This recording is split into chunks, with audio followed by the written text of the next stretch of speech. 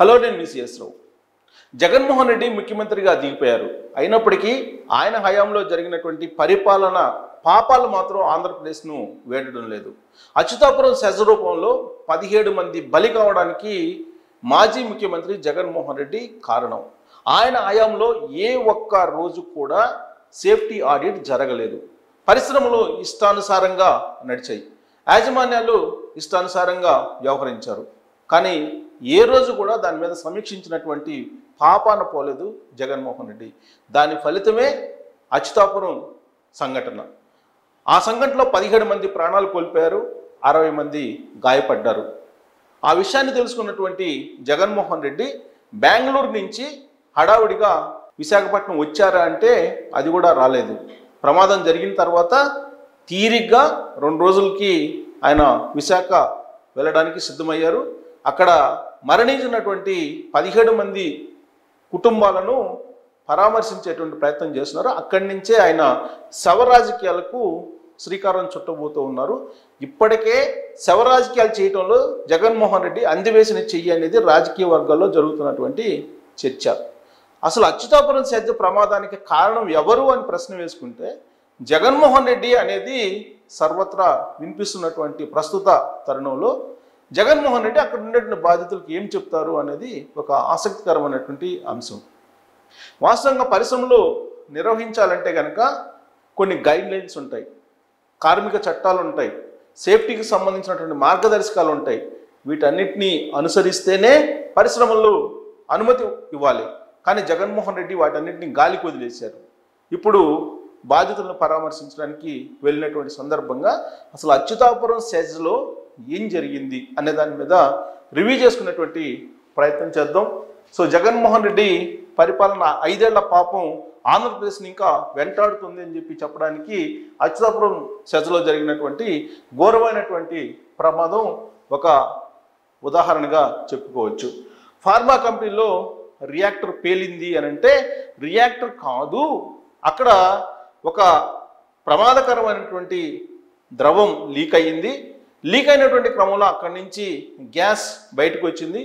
ఆ గ్యాస్ బయటకు వచ్చినటువంటి క్రమంలో పేలుడు సంభవించి ఆ భవనం కూలిపోయింది. అందుకే ఆ ప్రమాదం జరిగింది అనేది ఆంధ్రప్రదేశ్ ప్రభుత్వానికి ప్రస్తుతం ప్రాథమిక రిపోర్టు ఉన్నత అధికారుల కమిటీ ఇచ్చింది. కానీ అక్కడ రియాక్టర్ పేలింది అని చెప్పి తొలి రోజుల్లో వచ్చినటువంటి సమాచారం. అక్కడ 17 మంది చనిపోయారు, 60 మందికి పైగా గాయాలయ్యాయి. ఆంధ్రప్రదేశ్ ముఖ్యమంత్రి చంద్రబాబు నాయుడు హుటాహుటిన సంఘటనా స్థలానికి వెళ్ళి అక్కడ ఎవరైతే చనిపోయారో ఆ చనిపోయినటువంటి కుటుంబీకులకు ₹1,00,00,000 ఇవ్వడం జరిగింది. ₹1,00,00,000. అలాగే తీవ్రంగా గాయపడినటువంటి వాళ్ళకి 50 లక్షలు కుటుంబాలకు, అలాగే స్వల్పంగా గాయపడినటువంటి వాళ్ళకి ₹25 లక్షల ఆర్థిక సహాయాన్ని ప్రకటించారు. తీరిగ్గా ఇప్పుడు జగన్మోహన్ రెడ్డి అక్కడికి విశాఖకు వెళ్ళారు.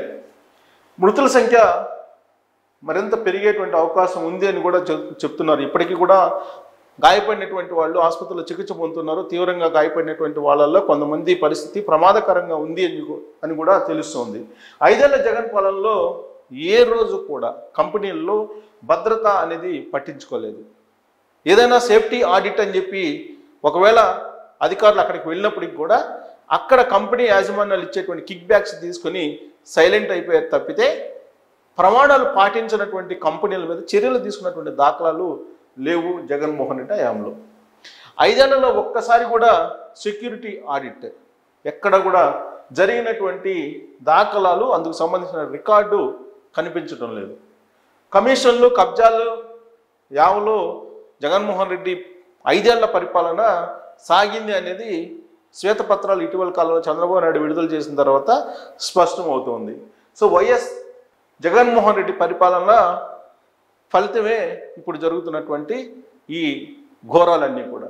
విశాఖ పారిశ్రామిక వేళలో ప్రతి 2 వారాలకు ఒక ప్రమాదం జరుగుతూ వచ్చింది. కార్మికుల భద్రత కోసం కొన్ని చర్యలు తీసుకోవాలి ప్రభుత్వం, కానీ తీసుకున్న దాఖలాలు కనిపించట్లేదు. సో జగన్ పాలనలో ప్రాజెక్టులు కూడా కొట్టుకొని పోయాయి. ప్రాజెక్టుల నిర్వహణ కోసం మినిమం కాన్సన్ట్రేషన్ కూడా జగన్మోహన్ రెడ్డి చేయలేదు. అందుకే ప్రాజెక్టులు కొట్టుకోమైనటువంటి సంఘటనలు మనం చూసాం. గత పాలకులు నిర్లక్ష్యం కారణంగా ఇప్పుడు ఆంధ్రప్రదేశ్కి పెను శాపంగా మారింది. ఆంధ్రప్రదేశ్ ప్రజలకు కూడా ఒక నష్టం చేకూర్చేటువంటి సంఘటనలుగా ఇప్పుడు జరుగుతున్నటువంటివి కనిపిస్తున్నాయి. జగన్ పాపాలకు అక్కడ ఉన్నటువంటి ప్రజలు బలైపోతున్నటువంటి సిచ్యువేషన్ మనం చూస్తూ ఉన్నాం. సో 5 ఏళ్ల జగన్మోహన్ రెడ్డి పరిపాలన కారణంగానే ఇవన్నీ జరుగుతూ ఉన్నాయి. పులిచింతల ప్రాజెక్టు కొట్టుకోబోవటంలో కానీ, లేదా నాగార్జున సాగర్కు సంబంధించినటువంటి ప్రాజెక్టులో అక్కడ ప్రాజెక్టులో నష్టం జరిగినటువంటి అంశంలో కానీ, ఇవన్నీ కూడా జగన్మోహన్ రెడ్డి 5 ఏళ్ల పరిపాలనలో ఆయన అవగాహన రాహిత్యం, నిర్లక్ష్యం, ఈ వెరసి ఆంధ్రప్రదేశ్ రాష్ట్రాన్ని ఇప్పటికీ వెంటాడుతున్నటువంటి పరిస్థితి. సో జగన్మోహన్ రెడ్డి అధికారాన్ని కోల్పోయిన తర్వాత ఆయన తాడేపల్లిలో ఉంటాడా, లేదంటే ఆయన బెంగళూరులో ఉంటాడా అనేది ఎవరికి తెలియనటువంటి అంశం. ఆయన ప్రత్యేకమైనటువంటి విమానాల్లో బెంగళూరు వెళ్తుంటాడు, మళ్ళా ప్రత్యేకమైనటువంటి విమానాల్లో ఆంధ్రప్రదేశ్కి వస్తూ ఉంటారు. ఎప్పుడు ఆంధ్రప్రదేశ్కి వస్తారు అని అంటే ఖచ్చితంగా ఎవరైనా చనిపోయినప్పుడు మాత్రమే వస్తారు. అలాగే ప్రమాదంలో చనిపోయినటువంటి వాళ్ళ కుటుంబాలను పరామర్శించడానికి వస్తారని చెప్పి వైఎస్ఆర్ కాంగ్రెస్ పార్టీ వాళ్ళే అనుకుంటున్నటువంటి పరిస్థితి. ఎక్కడైతే సవాళ్ళు ఉంటాయో అక్కడ రాబంధువులు వాళ్తాయి అనేది సాధారణంగా చెప్పుకుంటూ ఉంటారు పెద్దలు. కానీ శవాలు ఎక్కడ కనపడితే అక్కడికి జగన్మోహన్ రెడ్డి వాలిపోతాడు అనేది ఇప్పుడు రాజకీయాల్లో తెలుగుదేశం పార్టీ, బీజేపీ జగన్మోహన్ రెడ్డి మీద చేస్తున్నటువంటి ఆరోపణలు.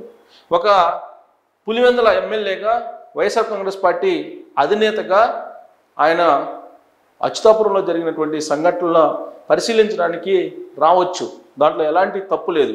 కానీ అక్కడ జరిగినటువంటి సంఘటనకు కారణం ఎవరు అనేది కూడా ఆయన చెప్పాల్సినటువంటి బాధ్యత ఉంది.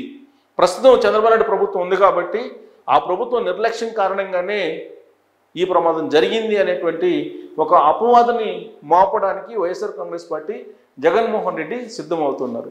చంద్రబాబు నాయుడు ముఖ్యమంత్రి అయ్యి 2 నెలలు దాటి 3 నెలలు వచ్చింది. కానీ గత ప్రభుత్వం యొక్క పాపాలు ఇప్పటికీ కూడా వెంటాడుతూనే ఉన్నాయి చంద్రబాబు నాయుడిని. శ్వేతపత్రాలు విడుదల చేసి వాస్తవాలు ప్రజలకు తెలియజేసేటువంటి ప్రయత్నం చంద్రబాబు నాయుడు చేస్తూ ఉన్నారు.